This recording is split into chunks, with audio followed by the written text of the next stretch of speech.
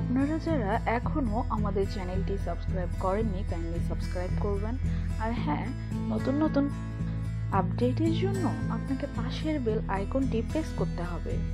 কিছু কিছু প্রচলিত ধারণা বা বিশ্বাস এখনো সমাজে রয়ে গিয়েছে, যেগুলি আমরা বছরের পর বছর ধরে মেনে আসছি।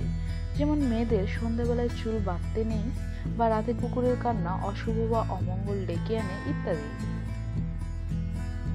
মেয়েদের সন্ধ্যাবেলায় চুল না বাঁধার সংস্কার এখন অনেকেই মানেন না। বর্তমানে কর্মব্যস্ত জীবনে যেসব মহিলারা চাকরি করে ঘর সংসার সামলান, তাতে এই ধরনের কোনো সংস্কার তাদের পক্ষে মেনে চলা সম্ভব নয়। তবে রাতে কুকুর কাঁদলে অশুভ বা অমঙ্গল কিছু একটা ঘটতে চলেছে, এই ধারণা বা সংস্কার এখনো অনেকের মনেই বদ্ধমূল।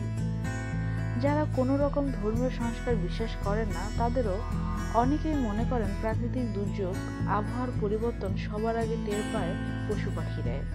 তাই এলাকার কুকুর কান্নাকেও তারা সেইভাবে ব্যাখ্যা করেন।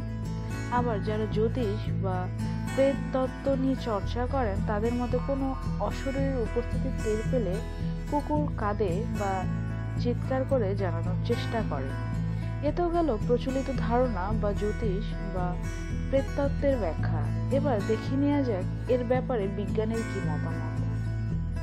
বেশিরভাগ কুকুররাই একা থাকতে পছন্দ করে না বা একা থাকতে চায় না, তাই একা থাকলে সঙ্গীদের ডাকার জন্য এমনভাবে চিৎকার করে যা শুনে কান্না বলে মনে হয়। কুকুর কাঁদে না, ওরা ওইভাবে আওয়াজ করে নিজের অবস্থানটা সঙ্গীদের জানায়। একত্রিত হওয়ার জন্য সঙ্গীদের বিশেষ বাধা দেওয়ার চেষ্টা করে, যা শুনে আমাদের মনে হয় কুকুর কাঁদছে।